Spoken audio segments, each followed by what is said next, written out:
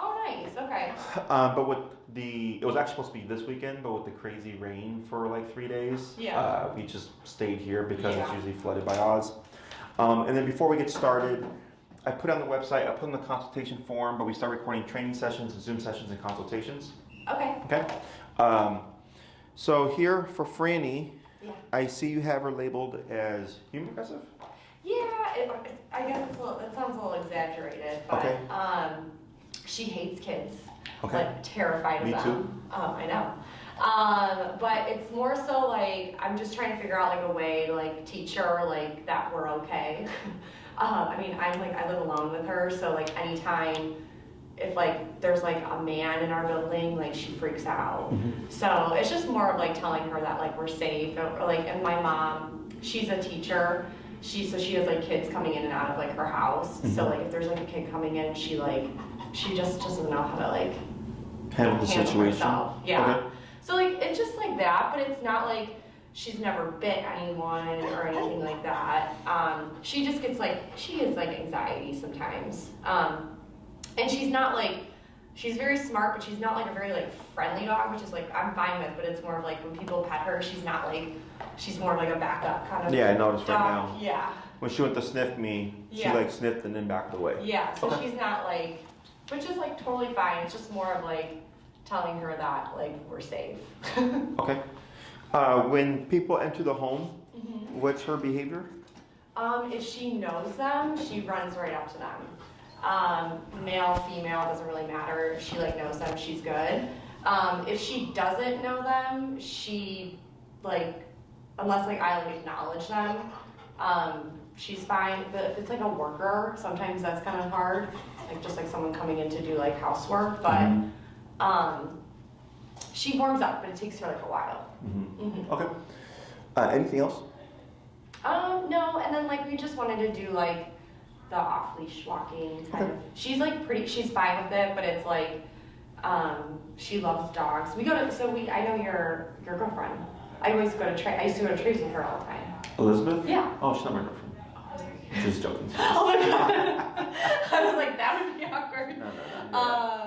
No. Then have I met you then at Treps? I've seen you like a few times. Yeah. I think early on we may have like come across each other. Yeah. Gotcha. So like she's friends with Luna, like, you know, so she's like, we're a part of like that whole gang. So sure. Okay. She's really good with dogs. So you're familiar with like, for the most part, the process of the training and all that. Yeah, that's how I know of you. So. Correct. Okay. Cool.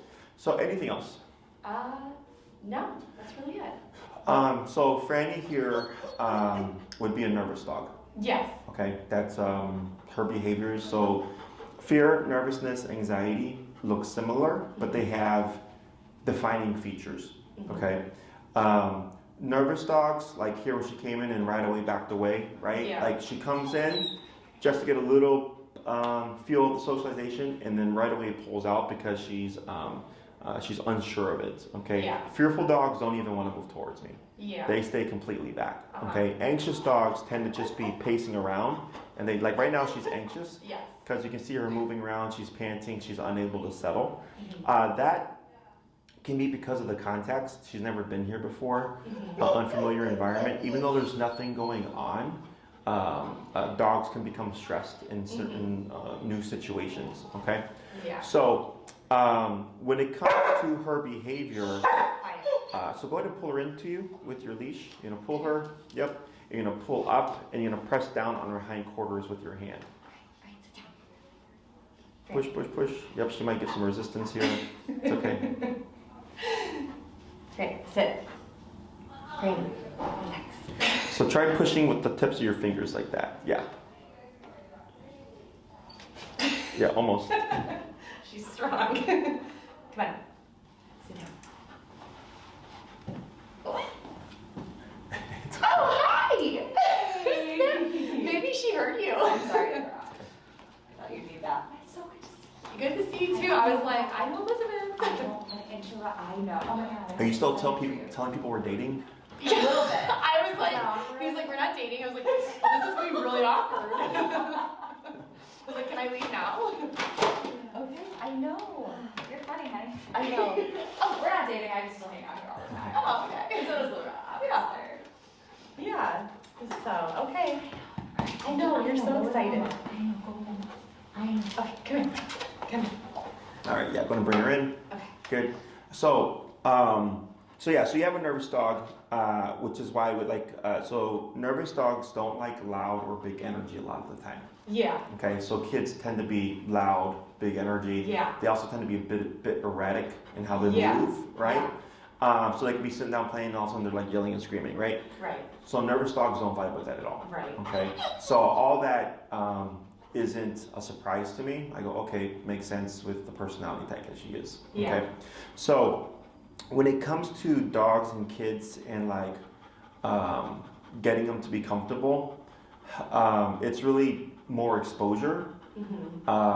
Which, you know, if there's no kids in the family and stuff, she's not going to get a lot of exposure. Okay. Right. Now this doesn't mean in the future, like 5 years or whatever, she can't ever warm up to kids. But like, let's say you did a lot of work now to try to get her over that, and then she sees no kids for 3 years, Right. and then she sees a kid again, it's gonna just go back to what it was. Does that make Right. sense? So unless it's her norm or her regular, I wouldn't expect it to stick. Okay. You will have tools to, as you said, help her in a situation of like knowing or understanding that she doesn't have to be nervous or like Yeah. what's the word, suspicious of them, Yeah. you know. So that comes down more so to us teaching you, and then in time she learns, okay, well if mom's here everything is good, I don't have to worry so much. Yeah. Okay, and she kind of help address the issues a bit. Anything else with Franny? No, yeah, it's kids and it's also adults, but it's not like for example, there was one time I share like a laundry room with someone and like we went in the laundry room and there was a man in there doing his laundry Sure. and she just did not understand why he was there. Correct.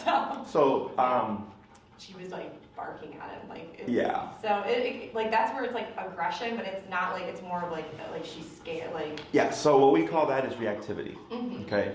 Because aggression would mean actively trying to bite the person. Yeah. Reactivity is, I'm going to bark at you to make you scared of me. Yeah. Right? But it doesn't necessarily mean the dog will actually bite. Okay. Okay. Yeah.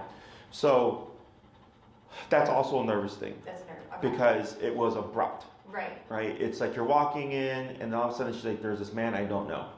And for her, like for you, like it's the communal laundry room, right? Or Yeah. it's the maintenance man fixing a washing machine. Yeah. For her, it's just some random person. Okay, so that would also be a nervous trigger. Now, in a situation like that, you would have the means of stopping the reactivity, but making her be comfortable in the situation is a different thing. Right. Does that make sense? Yeah. So a dog can be uncomfortable and not be reactive. Right. Okay, just like I can be mad and not yell. Okay. Does that make sense? Yeah. So in that situation, let's say that happened again. You had your training collar. There was a man. She got spooked. She became reactive, and you corrected her. Okay, because we have to correct that behavior, and we're telling her there is no need for you to be reactive to this man in the room. Right. Okay, is she would stop the reactivity, but there's nothing to make her comfortable. Okay. Does that make sense? Right. Okay. Okay. So now, in time, could she become comfortable? Yes. Let's say that man was like a co-resident of the building, right? And she saw him 10 times. On the 10th time, she can be like, okay, you're somewhat of a norm here. Yeah. We run into you in the washing room or whatever, right? That she gets over that. But the next time there's a random person in the space, she may become reactive again. You would correct her, and again, through repetition, she could get over it, or she always just remains distrustful. Okay, Right. but that's just, there's nothing like a kid. You can say like, it's okay, this person lives here, and like logically that kid would understand like, oh, okay, like they're just another person that lives in the building. You know, there's nothing to be scared of. For her, we don't have that means of conversation. Does that make sense? The other thing I would suggest is you don't pet her. Okay, because I understand what you're doing, which is you're trying to help her relax, but you're actually telling her to continue being anxious. Okay. Okay, so petting is a reinforcer. Okay, if you tell your dog sit and she sits, we would pet her. Good job, Franny, right? So when you touch her, go ahead and bring her in. Yep. When you touch her, you're telling her, yes, you should feel the way you feel. Okay. Does that make sense? Okay. Because she's anxious, and like right there when she moved off, our habit is usually just let the slack go. Anxiety tends to express itself through movement. Okay. Okay. What is she doing right now? She's moving. She's moving, right? She's unable to settle. Right. So when you give her the slack, you give the brain more opportunity to practice anxiety. Okay. When you shorten it, you decrease the range of motion, so the anxiety is stuck. But so it goes this way, this way, this way, this way, and eventually she goes, okay, I can only go so far, and eventually she may settle. Okay. Right. Earlier, when I had you pull up and push down to make her sit, Yeah. but she was too resistant, right? It's because she's under stress. Right. There we go. That's better. Okay. So then you just keep her leash short. Now in 30 seconds, a minute, she might try to get up again. You would just hold still, and eventually she's like, okay, I can't practice my anxiety. I guess I'll just try to relax. That would be the hope here. Okay. Right. Like I said, 30 seconds and she gets up. Okay. So all this stuff is normal to the personality type. Okay. Okay, does that make Yeah. sense? Yeah. This is nothing that you've done wrong, in my opinion. It's a lot of stuff is just genetic. Right. Okay? Okay. Just like with humans, some people Yeah. are born more anxious than others. Some are born more nervous. Yeah. Some are born less of those things. You know. Yeah.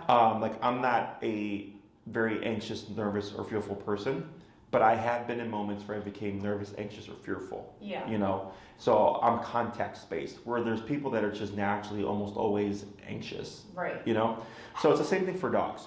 So we can't make Franny unnervous or unanxious, but we can help her handle it better. Yeah. Okay? Does that make sense? Yeah.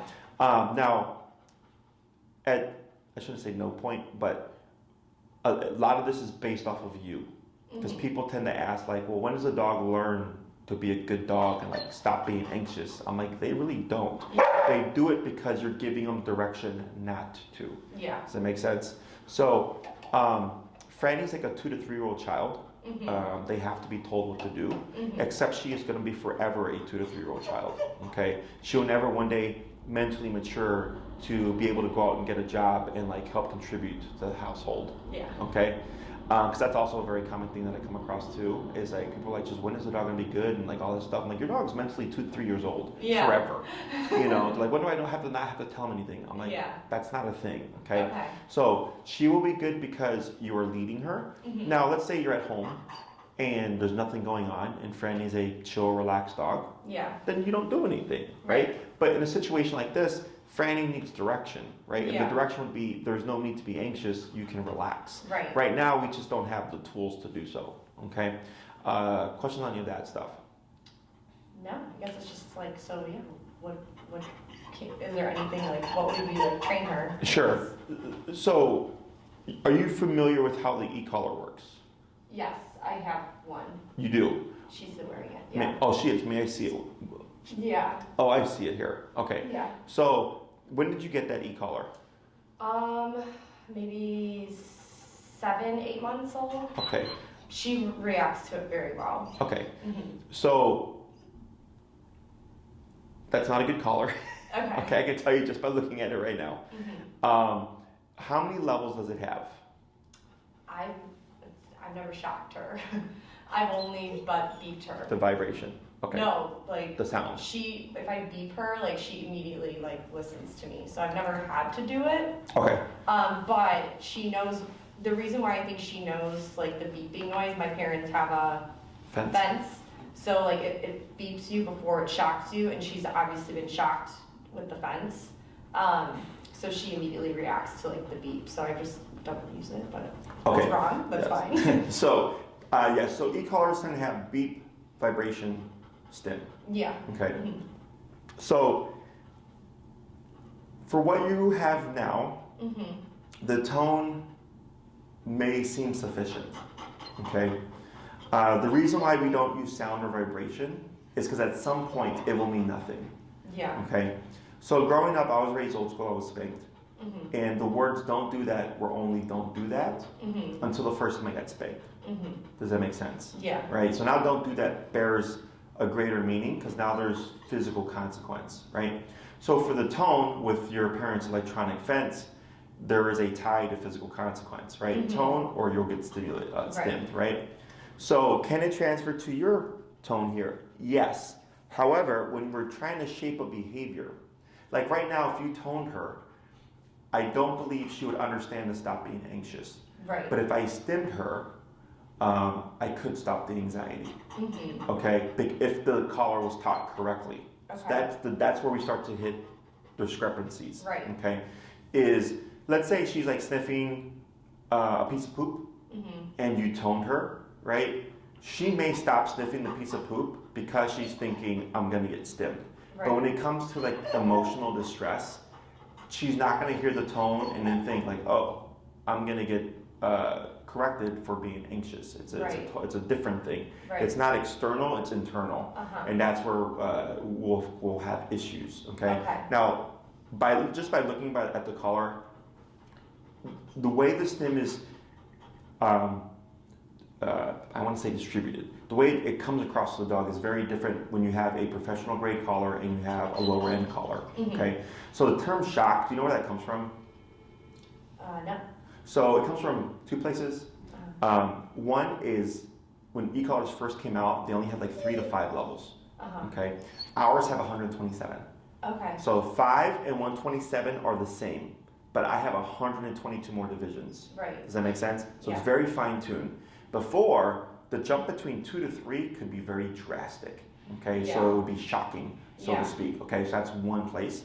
The second place is in the positive-only world in dog training, where they only use praise, treats, and affection and stuff like that. Yeah. They don't believe in aversives, so they use words like torture, shock, punish, pain to deter people from using those tools because a person doesn't want to think they're electrocuting their dog. Right. Does that make sense? Yeah. So lower end, cheaper models are more what I would call a shock collar because, to give an example, I had a client, I showed up for a consult, they already had an e-collar. So I was like, let me take a look at it. Okay. I put it on my hand because I wanted to feel it because they had 100 levels, and 100 levels is a lot. I'm like, okay, cool, let's see if this works. They had it on 4, okay? On 4, my hand did this and jolted, and for 15 minutes, I had a weird sensation in my hand, okay? That is what I would call a shock collar, Yeah. okay? The collars that we use are miniaturized TENS units. Are you familiar with TENS therapy? It's like the Muscle stimulator? Yes. Yes. Mhm. Okay. So a professional grade e-collar is a miniaturized TENS unit. Okay. Okay. So it's a muscle contraction. So you could be max power and you'll get the stimulation, but you won't have residual sensation. Okay. And 4 on our collar, I wouldn't even feel. We typically don't feel it's about 15, 18-ish in the range of 127. So 4 out of 100 sent my arm like almost flying. Like, yeah, we're not going to use that because if that's 4 out of 100, I don't know what 100 is, right? Yeah. So that's why we don't use those brands of collars because of how the dog will perceive it. Plus, they tend to be a lot more harsh. Okay. The ones that we use are just simple muscle contractions, 127 levels, fully waterproof system. Depending on the model, she would need anywhere between 3/4 to 1 mile range. Okay, so plenty of range for the average family pet. Okay, so question on any of that stuff? No, how much is like those? I know they can get pricey. Yes. So how much does she weigh? She's like 65. 65 pounds. Okay. So technically, she's right at the cusp between 2 models. Okay. The one for 70 pounds and under is around 287-ish with tax. The ones for 70 pounds and over are 330-ish with tax. Okay. They last for years. I had mine for 10 years before it finally crapped out. Okay. So it's an investment, but it should last you a while. Plus, they come with the warranty, so if something happens, you can send it in to be repaired. And as I said, fully waterproof system. It can be raining, she can be swimming, you can be in a pool with a margarita on the remote in your hand. Everything's perfectly fine. Okay. So, and then by the end of class, I'll give you what I would recommend. Yeah. The issue is with the higher powered collar, which is the 330-ish one, is there's been supply chain issues, and it's affected the company that provides those collars to where they're backed up, and that particular model is like out of stock everywhere. Now I happen to have a small batch of them because I bought out what they had left. But now we have to be selective because it's been so far a month and a half, and they keep saying, oh, in the month we're going to get more stock, and then a month and a half later there's still no stock. Yeah. So it's a weird situation. Okay, so we'll figure all that stuff out. So when it comes to helping a dog like this, it's counterintuitive for us to think that physical consequence would help your dog. Mm-hmm. Okay, you've had her since she was a puppy, 2 months. Mm-hmm. Okay, so when puppies, when they're with their litter and their mother, the mother would correct them, and they correct each other amongst the litter as young as 3 to 4 weeks. They're nipping and biting each other. They're establishing rules and structure amongst the litter. Okay, and there's even a video of like on YouTube. It's a golden retriever, and there's a room of like 8 puppies, being puppies, right, barking and stuff. And they let the mom in, and she comes in and asserts herself, and all the puppies calm down and they quiet down. Okay, it's a fascinating video. And there's other videos where you see the mother or an adult dog correcting puppies, right? Yeah. Through nipping and biting. Okay, so what happens is at 2 months, a puppy leaves the litter and finds a home. Okay, and now with the human, because we think differently, physical consequence is now removed. Right. Okay, because we're taught to scold them, put them in timeout, to clap your hands in them, spray them with the water bottle. We do all these things that dogs do not do. Right. Okay, so what happens is weaker energies, which Franny would be a weaker energy because she's a nervous, anxious dog, don't toughen up. Yeah. Does that make sense? Uh-huh. And the way they toughen up is through physicality. Okay, so when we remove physicality, it allows all these other behaviors to start just coming through. Because the dog is not getting what they need instinctually, which is physicality. Okay, so there's also another video on YouTube of there's a litter of puppies, and there's like a bunch of them playing over here, and then there's one by itself.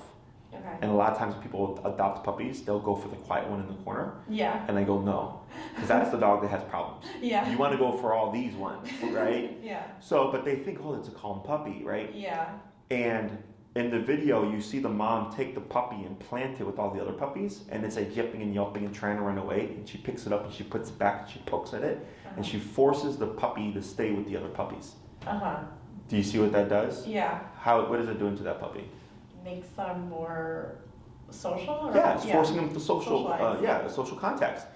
So if left in the puppy's hands, the puppy removes themselves, right? And the mom goes, nope, you need to learn to deal with this. Plop. Okay. A human wouldn't do that. Right. Oh, my dog is scared. Exactly. And then now we have issues. Okay. So it's very common. It happens all the time. Because a lot of people think it's what they did wrong. And they go, no, there's developmental stages. There's with the dog or puppy that you picked. Yeah. There's a lack of physical consequence to toughen up the puppy, but it has to be done correctly. Like there's all these things, right? Okay. So then fast forward, now we have nervous, anxious dogs, aggressive dogs, reactive dogs, fearful dogs, right? We have all these different things. Right.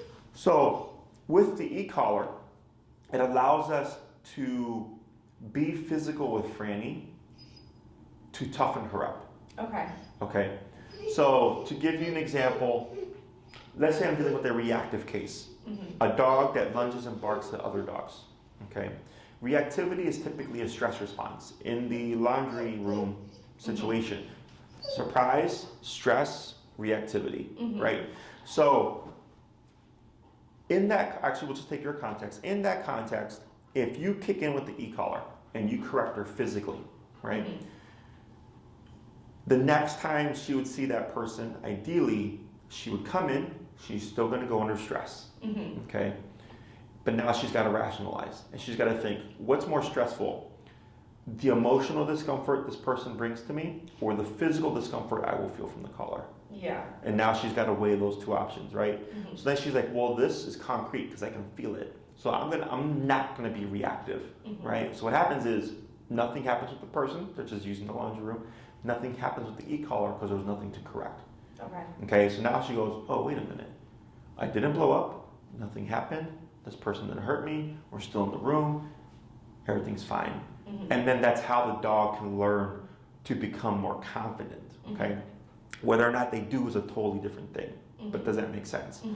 So dogs, since they're physical animals, need to be communicated with on a physical level. So even if you say sit, if she's under stress or if she doesn't know what the word means, she's not going to do anything. Right?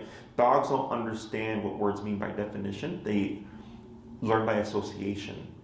Franny's learned when mom says sit, if I put my butt down, I will get something out of it. That's what she's learned. Yeah. She doesn't know that sit by definition means to place yourself in a sitting position on a chair or on a curb or on the floor. She doesn't think that way. Yeah. Okay? Because people always go, my dog knows what sit means. I'm like, no, they don't. Not by definition. It's association. Okay? If you say, Franny, come, and she comes to you, right? She's learned by association. When I hear these sounds, if I go to mom, I may get something out of it. Right? So, when we're working with a case like this, we actually don't target the behaviors. Okay? What we do is we start to implement structure and discipline being physical consequence, and we see, what does this fix? Okay? So when a dog does not have formal consequence that they understand, it's like what I mentioned earlier, don't do that is just don't do that. Right? So with the fence, like she's been shocked by the fence, right? Yeah. So she's like, all right, I don't want to cross that line. Yeah. Right? But in that context, the fence is meant to keep her within an area. Right. And here what we're wanting to do is teach her to do things. Yeah. Okay? So that's the difference. The fence stops her from leaving the space. We don't need to stop her. We need her to do something, right? Perform a task. So the first thing we always teach is leash walking. How to walk on the leash. It's almost always the first class. Okay? Reason being is it allows us to implement the e-collar in a non-confrontational manner. Okay? Two, most people in the city of Chicago walk their dogs 3 times a day, 7 days a week, to go potty and all that stuff. So that's 3 times a day, 7 days a week. You get to reinforce this exercise. Okay. The next thing is it allows us to see or figure out what Franny's numbers are in different contexts.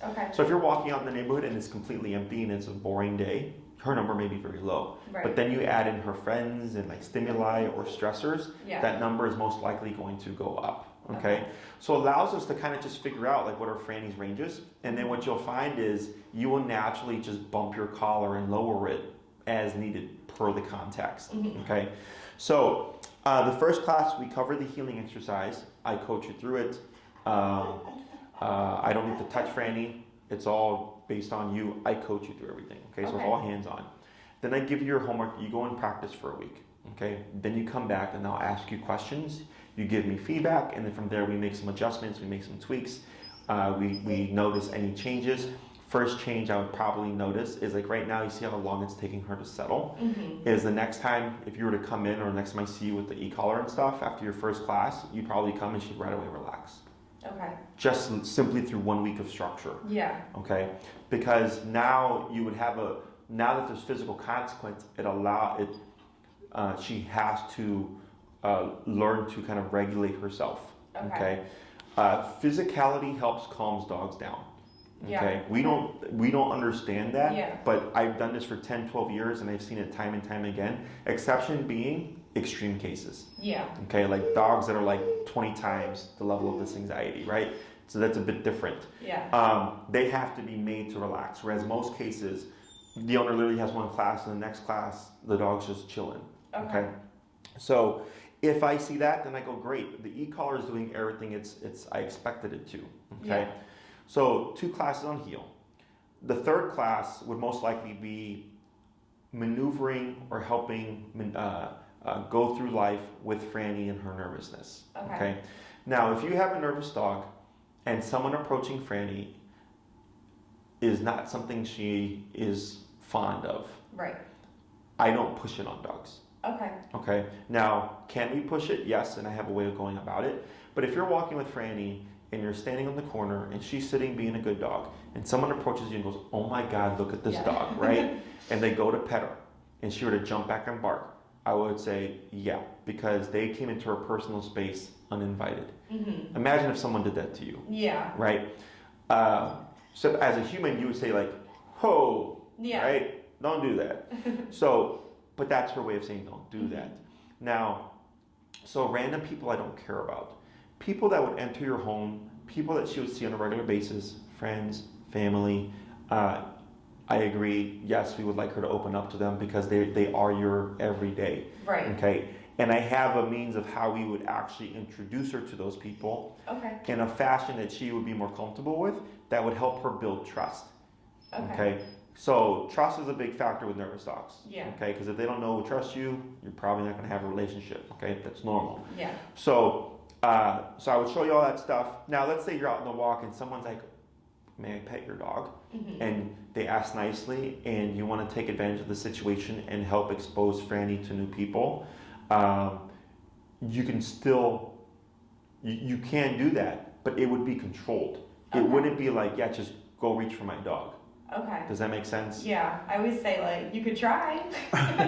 Yeah, no. And sometimes she does lean forward, or sometimes it's like, no. Yeah, because like, let's say, for Franny, if I saw your dog in the street and I wanted to interact with her, first thing I would do is crouch down and turn sideways. Okay? Because this is confrontational to a dog. Yeah. So when she came up to me forward and then backed away, Mhm. right?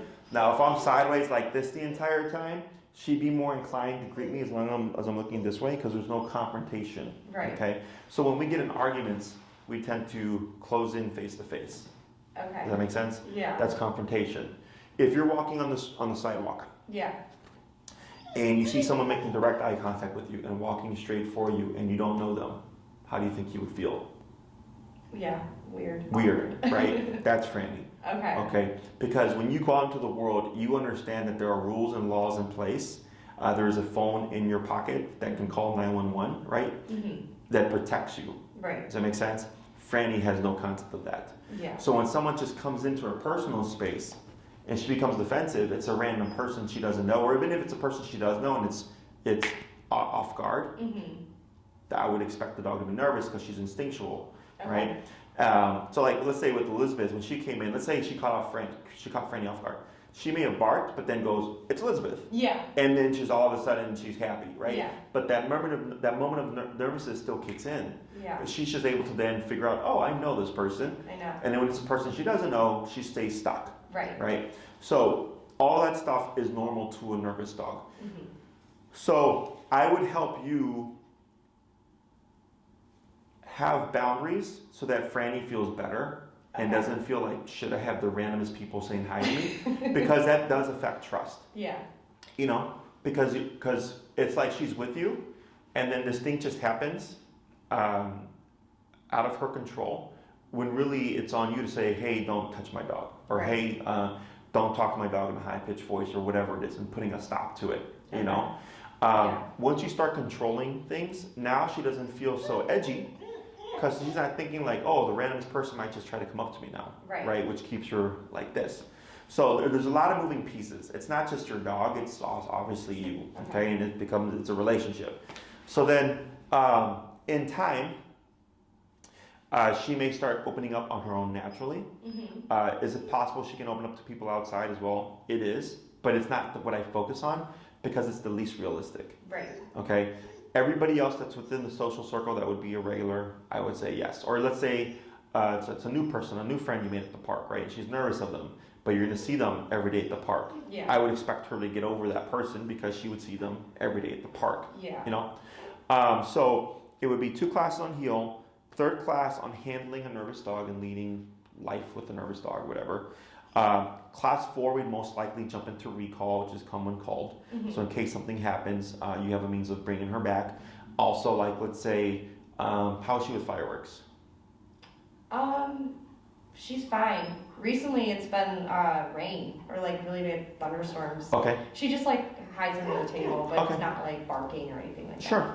So like, let's say you're outside Yeah. and something happens where she goes under stress. Mhm. Okay, the most common one is fireworks. Yeah. Firework goes off, dog tries to run away, right? If that were to happen, having a means of returning our dog. Right. You know, so like one time I was at Skinner Bark Park with a client, like 2018-ish, and we were off in a section of the park training his dog, and then there was a section of the park where the dogs were playing, and so I just saw a firework go up in the air, Yeah. and then it was like 7, 8 p.m., right? So then I'm like looking, because I'm like, whose dog's gonna run away? Blows up, the dogs scatter. Yeah. Thankfully, no dog ran away, Uh-huh. okay? And then my client's dog got spooked, but then he tapped him on the collar and the dog just ran right back to him. Yeah. Okay. is shit like that, where we don't expect like, you know, and it was like, I don't know, like September, right? It was like fallish because I remember we had our coats on and stuff, and then we were not expecting a random firework at 7, 8 p.m. and it was the only one that went off, you know? It's happened to me twice here in Logan Square. It happened to me August and October of 2020, where I was walking my dogs and my pit hates fireworks. Yeah. And then somebody, 2 o'clock, you know, on a Tuesday in the middle of August decides, I'm gonna set off a firework. You know, and I'm just like, really? So shit like that happens, right? Right. So the e-collar gives us the closest to a guarantee, so to speak, that we have a means of regaining control. Okay. In regards to like length of time and cost and everything, from what I pick up from you, we have the nervousness stuff, you know. Leash walking has to happen in order to help with the nervousness. And then recall is something that every dog should know. Right. Is there anything you would add to that? No. Okay. No, I don't think so. Yeah. So and then do you like off-leash walking? Is that like a part of where is that like separate or like what would that be part of? Sure. So we have 3, 6, 9, and 12 class programs. Okay. So the 12 class program is when someone wants a fully off-leash trained dog. Okay. But that means sit, stay, down, come, place, heel. So 6 commands built to an off-leash level. Okay. If what you're wanting is an off-leash heel and recall, you don't have to do 12 classes. Okay. Okay. So the more you want your dog to be able to do, the longer it takes. Okay. Okay. So what I would suggest from what I'm getting from you is I put you in the 6 class range. Okay. Okay. That's 1 class a week for an hour, 2 classes on heel, a 3rd class on handling nervousness and reactivity, a 4th class on recall.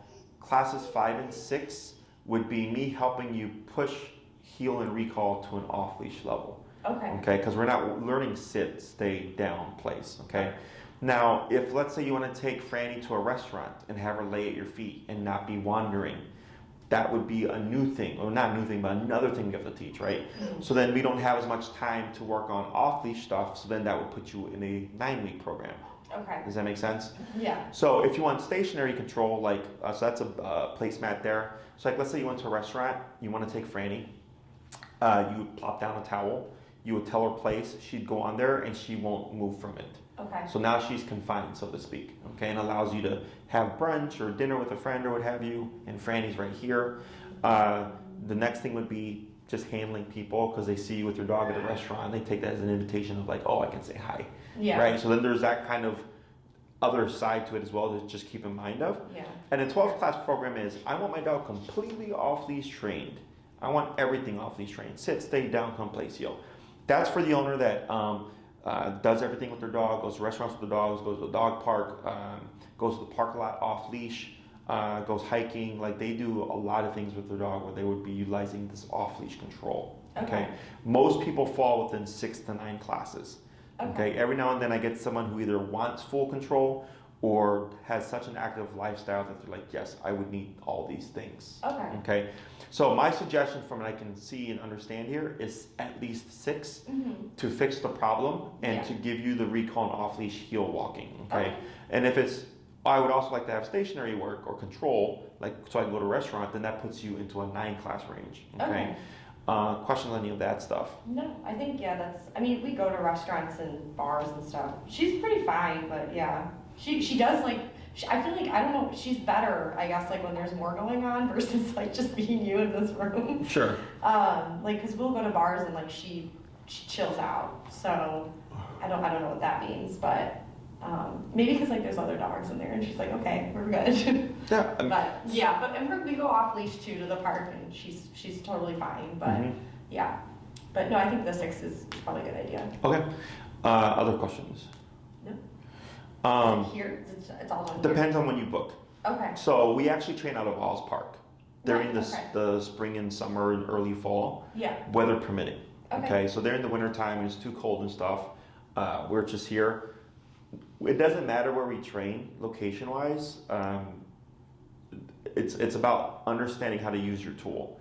Once you understand how to use the tool, you should be able to be in any number of contacts with Franny and still have control. Okay, so the way that I teach is, yes, you're training your dog, but I'm training you how to be kind of fluid with your tool. So you know when to raise it, when to lower it, you know, when to expect, like how to react if like something catches you off guard. You know, it's obedience only goes so far. You know, so like, do you know Charlie in the neighborhood, the big poundy orangey brownish dog? The yellow lab, or no, it's Adam and Michaela. No. No, okay. So she's dog reactive, so it's probably why you don't see her. But like, to give an example, we had class 1 here, and I didn't see him for 2 weeks. In those 2 weeks, they were at Treps Park like at 6 a.m. in the morning. Okay. And they weren't expecting anybody to be there. And Charlie has like an arch nemesis in the neighborhood. And guess who shows up at 6 a.m. in the morning, right? And they had Charlie off leash. Arch nemesis walks into the northeast entrance there, right? And they see him, and the dogs see each other, and they just start going. So they just thought on the fly, and I think they had to go to like 95. And they remoted Charlie, and it stopped her while one of them was running up. And they were able to grab Charlie and then keep the other dog back, so there was no altercation, right? So that was an on-the-fly moment. There was no plan for that, right? There was no but because of how I teach the collar, it allowed them to just think like, okay, what do we have? How does this work? Here we go, okay? So that's why I believe it to be the greatest tool, because on or off leash, we always have a means of communication with the dog, okay? Other questions? No, that makes sense. So when it comes to the model, I would recommend, the only reason she would need a higher powered collar would be to override her anxiety, okay? So when we are utilizing an e-collar, there's a number of things that we factor in. We factor in the dog's coat, the dog's size. A breed can factor in terms of, is it a power breed or is it like any other breed? Is there any behavioral issue like aggression, anxiety, nervousness, fear, and all that stuff? Because all those things factor in when you're trying to cut through with the pressure, okay? So I don't feel like your dog's a very anxious dog. Okay. Yeah, she's mainly nervous. Here she's anxious from what I can see because of the new environment. She was able to settle, but you can see how long it took her before she settled on her own, right? So I think you would be fine on the lower powered collar, okay? If not, if you get the collar through us, then we can just take it back and exchange it, and then just charge you the difference if you end up having to upgrade. Does that make sense? So get it through you, and then in the future, if we notice like she's at 100 and it's not phasing her, then I go, okay, she definitely needs a higher powered collar. Because now we're at 5/6 of the total power. Right. That it only leaves you a small window. So the reason why that output is important is because on a higher output collar, you get more from less. So 60 on a lower powered collar might be like 30-40 on a higher powered collar. Does that make sense? So so I would just recommend the Dr. 2300. So if you get it through us, and then if I notice, you know, with you, like, oh, you know what, she actually needs a higher power one, we can just take it back, and then charge you the difference between that one and the higher one. Because then if you get like on Amazon, which the 2300 is available on Amazon, I can't take it in because it's not my inventory. Does that make sense? We can get it through you. And we're no different in cost than Amazon. It's we have I have a contract with the dealer, so I have to sell it at a certain price, whatever, unless they give me permission to sell it for less. And you said it's like $250. It's $280-ish with tax. Yeah. So pre-tax, it's $250-ish or so. Like things like. Actually, no, I think it's like $69.99, but with taxes, like comes down to. And you think this one is no? This one she has? Oh, that's the definite no. Yes. Okay, because it's not just about the tool; it's about how it's being, how it stimulates the dog. Okay. So we get other dogs that are on cheaper end collars and they come up neurotic messes because of how the stim is being delivered. And as soon as we switch them to a better collar, all of a sudden a lot of neuroticness starts to go away because it's just a muscle contraction. You know, there's no residual sensation or anything like that. Because e-collar is not natural to a dog. Right. Right? It's very unnatural. They're not meant to have their muscles contracted. But it's something that they can learn to understand is not a negative thing. Okay? Yeah. Now in the beginning, because Franny is a nervous, anxious dog, do expect to see an increase in nervousness and anxiety. Okay. Okay? Because you're going to be exposing her to a stressor. But because it's controlled context, you're not just exposing her to it, you're working her through it. So she understands that there's nothing to be stressed about. Okay? Right. So as humans, if a person or a child is never exposed to stress, they will not learn how to handle stress. Right. It's just a part of life. And as we grow, it goes from the stress of missing your weekly assignment in kindergarten to your daily homework, middle school, to your, 1 month paper you got to write in college or whatever, right? The stressors start to increase. And then there's the stress of paying rent, the stress of paying bills, just the stresses of relationships, like all these other things that come into life, right? Right. So if a child is not exposed to that stuff, then they never learn how to handle it. Same thing goes for your dog here. Yeah. Okay, she's not been formally exposed to and worked through stress. Okay. Yeah. Other questions? I guess one more thing. So I don't put it on her all the time. Is that something like you like?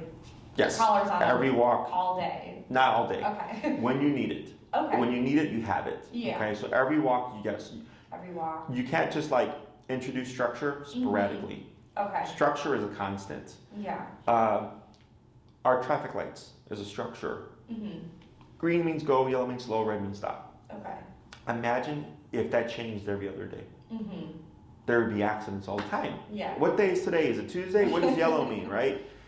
Okay. It has to be constant, right? Okay. So it does not mean that Franny will not get her freedoms. It's just you're putting rules and boundaries in place so that she learns how to handle stress, not be impulsive. Yeah. Because that also contributes to everything else. Yeah. There has to be rules in place, okay? Okay. So then with control comes more freedom, Right. okay? Because like my dogs, I can take anywhere. Like I'm not worried about where I take my dogs, okay? The only thing I'd be worried about are other people's dogs because most people don't have the level of control that I would have, Right. So you're only, you use it when you need it. So like, let's say at home, she's a great dog. When people come over, she's great. You don't need it. But let's say someone's coming over with a child, you need it. Okay. Right? Yeah. Let's say when you go into the laundry room, maybe you need it because you can't account for is that random person going to be in there. Right. Right? Okay. Like you'll come to these contexts. And then as long as you're doing the homework, it shouldn't feel like you're always using the tool. Right. Okay, if you are always using the tool, then you're doing something incorrectly. Okay. And that's typically people not wanting to use the tool. Okay. They use it when the dog's at their worst. And I'm like, don't do that because now the dog's not learning because it's not constant. It's only when the dog's really, really bad. Right. Now I'm going to use the collar. And I go, it has to be all the time. Okay. Okay? So like us sitting here, like when would I hit the button? Like if she When was, she was like, being anxious. When she's being anxious. Okay. Right, but that's why the healing exercise is so important. Right. Because the healing exercise teaches her how it turns on and how it turns off. Okay. So when it turns on, that tells Franny either she should stop doing something or she should do something. Okay. So in this context, if she had already, let's say, a week of training, and she was being anxious, and you tapped her, she'd probably come over, sit down, and lay down like that, and not take 45 minutes. Okay. Do they go? I remember. Do you think she'll be like depressed? I remember when I was like going through the fence training. They were like, the trainer was like, so she's gonna go through a depression phase. Yeah. So people call it mopiness and depression. Yeah. It's no one likes discipline. Yeah. right? So it's not that your dog is mopey or depressed. A lot of times it's just the dog being calm, right? It's just we're so used to them being what we call happy. Yeah. That's not happy. That's excited. Yeah. That's two different things. Okay. Okay. Overexcitement or constant excitement is not healthy. Yeah. Okay. But we think it is because we perceive it as happy. It's kind of like a wagging tail. Everybody's like, "Oh, you're happy," and I go, "No, that dog wants to bite you." Right? Because a wagging tail doesn't always mean happy. Right. So, but yes, in the beginning, because it's going to be like boot camp, you're going to see mopiness or what people call depression. Right. But then that's why the constant exposure is important, because then she learns like, oh, like this is just life. Like it's okay. Yeah. And if I don't do this and I don't do that and I do this when mom says this, everything is perfectly fine. Okay. And then the dogs get over it. Okay. Okay. So, and there's no timeline on how long it'll take.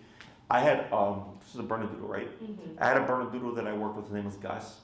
The first class that we had with him, dude was shaking like a leaf. Like he was like this, right? Yeah. So I remember telling the owner, I'm like, man, I think this might take a bit, right? Yeah. Before he gets over it. By the next week, he was fine. Okay. That's helpful. Yeah. Yeah, like she's very smart. I was gonna ask you if you see like a lot of Bernedoodles, because I feel like they're so nice and friendly. And No, I'm we like, got quite a few. Yeah, we got quite a few. They popped up 2019-ish, Yeah. and there was just like a surge of Bernedoodles on my calendar, and we still get them. Really. But yeah, it's all normal stuff. No one likes discipline. But if you start the process and then stop or inconsistent, you're only doing her a disservice. Okay. Okay. Yeah. So it's like just ripping off a band-aid. Just people just commit, and then as long as you're consistent, the dog will get over it. Okay. Okay. Yeah, should be good. Anything I told her I'm else? like, we're going to therapy. I was like, we're going to therapy.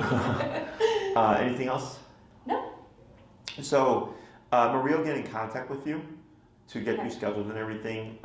Depending on when it is, we should be at Oz because I was supposed to start this weekend, but with the weather, it got pushed back. And then if you want to help expedite things, what you can do is email Maria and say, hey Maria, I want to do X amount of classes. Yeah. Here's my availability, and it works best if you give windows. Okay. Don't give specific times, Okay. if possible, because people do that. We're like Monday at 2. Yeah. And we're like, we have like 40 people that we're working with, right? Okay. So then if you give her a window, like Monday this time, Wednesday these times or whatever, it's easier because she can just cross-reference with my calendar, Yeah. okay? Please allow her 5 to 7 business days to get back to you, just because since you submitted your form, others have submitted their form, and they're in the process of booking, and then there's the previous ones that are booking, Yeah. and then there's my current client list, okay? Okay. She's usually pretty good because right now it's a bit of a lull getting back to people quickly, but just in case, if there's any bit of a delay, that's why. Once you're on the calendar, you're not going to have the issue anymore because you have a recurring time slot. Okay. And Okay. is it just you and I? Or- Yes, it's just us. It's a private one-on-one class, okay? And she'll provide you with the link to the caller that you will need. Okay. And then if anything else pops up, you can just let her know. Okay. Okay? That's great. Anything else? No. Or do you work like all day, or like just so I know like what I should give her? For the most part, my days off currently are Thursday, Friday. Okay. Yeah. That's fine. Anything else? No. Cool. So if you need anything, just let us know. Otherwise, Maria will get in contact with you and then get you all set up.